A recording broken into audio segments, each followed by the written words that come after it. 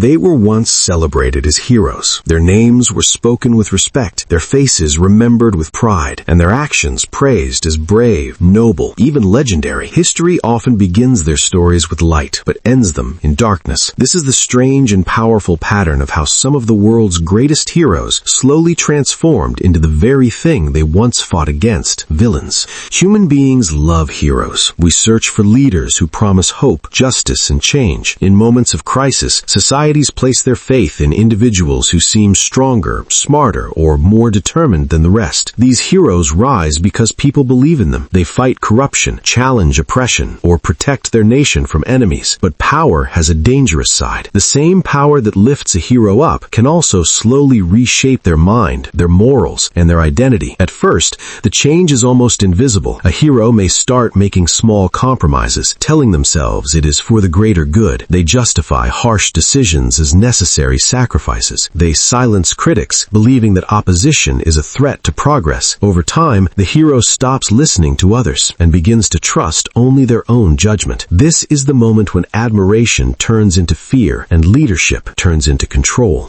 Psychologists often describe this as the corruption of power. When someone is constantly praised, obeyed, and feared, they can begin to feel superior to ordinary people. They stop seeing themselves as human and start seeing themselves as destiny. Rules that once applied to everyone now feel optional to them. Violence becomes a tool, lies become strategy, and slowly the hero forgets who they were in the beginning. What makes these stories even more tragic is that many of these heroes did not start with evil intentions. They truly believed they were doing the right thing. Some wanted to save their country, some wanted to protect their people, some wanted to fix a broken system, but somewhere along the way, the mission became more important than human life. The goal became more important than morality, and the hero became the villain. History is full of such transformations. Leaders who once fought tyranny later created it. Revolutionaries who promised freedom later ruled with fear. Warriors who defended justice later drowned in blood. These stories remind us that being a hero is not about how you begin, but about how you handle power when the world starts calling you a savior. Because in the end, the most dangerous villains are not those who start as monsters, but those who start as heroes.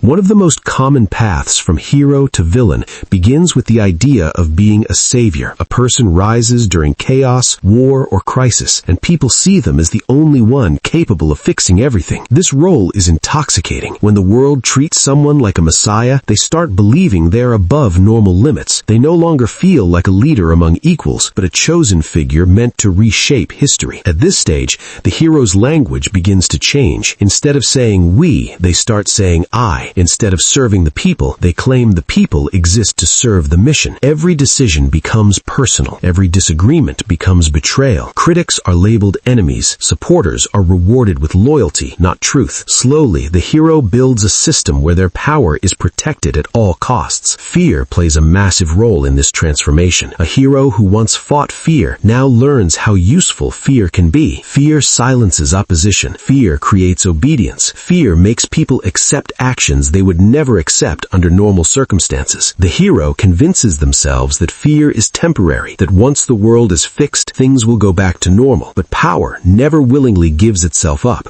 Another key factor is isolation. As heroes gain power, they often become surrounded by people who only agree with them. Advisors stop being honest and start being careful. Friends turn into followers. The hero no longer hears real feedback, only praise and validation. Without anyone to challenge their thinking, their sense of reality begins to distort. They see threats everywhere and loyalty nowhere. This is when the hero starts rewriting their own story. They remember only their victories and forget their mistakes. They justify past failures by blaming others. They paint themselves as the victim, even while controlling millions of lives. In their mind, they are still the hero, still fighting evil, still protecting the future. But from the outside, their actions look cruel, obsessive, and ruthless. History shows that many tyrants never saw themselves as villains. They believed they were misunderstood geniuses, forced to make hard choices for the sake of humanity. They believed that if people suffered, it was necessary. If people died, it was unfortunate but unavoidable. And if anyone resisted, they deserved to be crushed. The chilling part is that this transformation rarely happens overnight. It is slow, gradual, and almost logical step by step. That is why societies often realize too late that their hero hero has become their greatest threat. By the time the truth becomes clear, the hero has already built an empire of fear, and the villain is no longer willing to step down. Every hero begins with an ideal: freedom, equality, justice, order. These ideals are powerful because they give people something to believe in.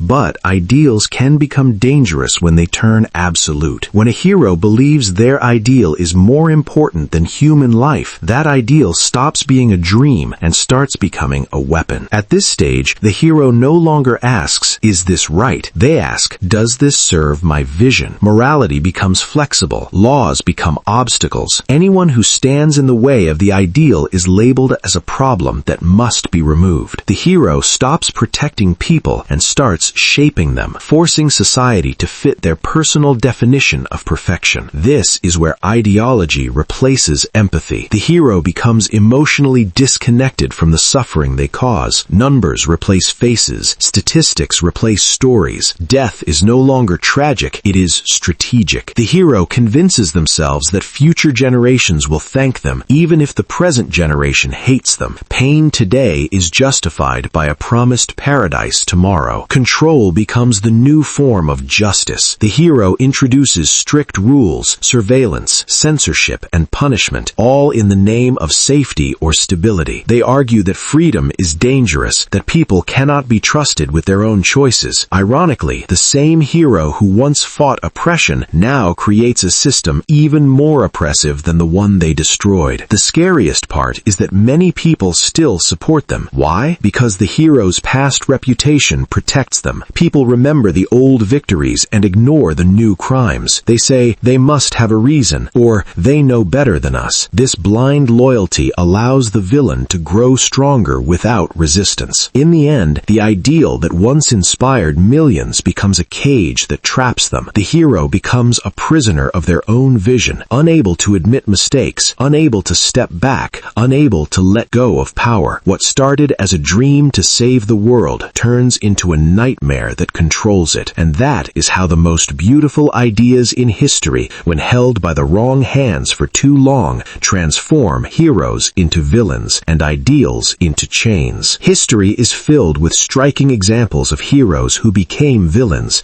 showing that this transformation is not just theoretical, it has happened again and again. Take Napoleon Bonaparte, for instance. He rose from relative obscurity to become the savior of France after the chaos of the Revolution. Initially, he promised equality, stability, and protection for the people. But as he gained power, his ambition grew. He crowned himself emperor, waged wars across Europe, and imposed his will on millions, leaving a trail of devastation. The hero of the revolution had become a tyrant whose dreams of order justified unimaginable bloodshed. Another example is Joseph Stalin. In the early years, he was part of a movement that sought to overthrow oppressive regimes and establish equality. People saw him as a revolutionary hero fighting for the common man.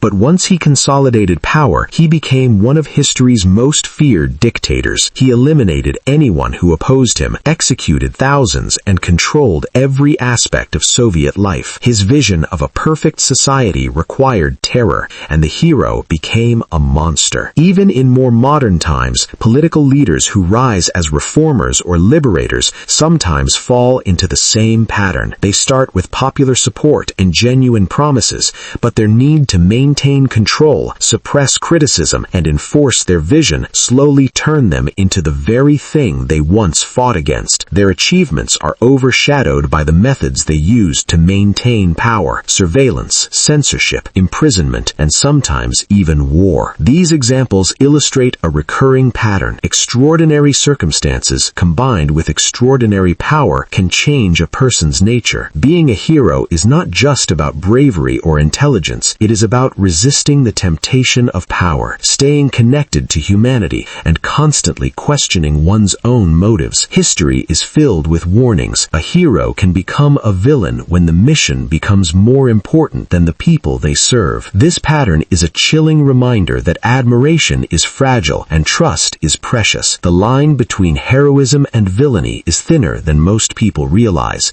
and crossing it can happen gradually, almost imperceptibly, until it is too late. The stories of heroes turned villains are not just tragedies, they're lessons. lessons. They teach us that no matter how noble someone's beginnings may be, absolute power corrupts, and unchecked ambition can destroy even the most celebrated legacies. Admiration and loyalty, when blind, can allow a dangerous transformation to go unnoticed until it is irreversible. History warns us that being a hero is not just about action, but about humility, accountability, and moral vigilance. One of the clearest lessons is that power should never be concentrated in a single individual without checks and balances. Societies that place a single person above criticism or scrutiny are inviting disaster. A hero without accountability is a ticking bomb. We must remember that questioning leaders, holding them responsible, and demanding transparency is not betrayal, it is protection against the corruption of power. Another lesson is for the heroes themselves. True heroism requires constant self-reflection. It requires asking difficult questions. Am I still serving the people, or am I serving my vision? Am I protecting human life, or am I sacrificing it for an ideal? The ability to step back, admit mistakes, and change course is what separates a leader who remains a hero from one who becomes a villain. Finally, these stories remind us of the fragility of human morality. Even those with the best intentions can fall prey to pride, fear, and obsession, the very traits that make someone a hero. Ambition, determination, vision can also make them a villain if left unchecked. The difference lies in conscience, empathy, and the courage to value humanity over legacy.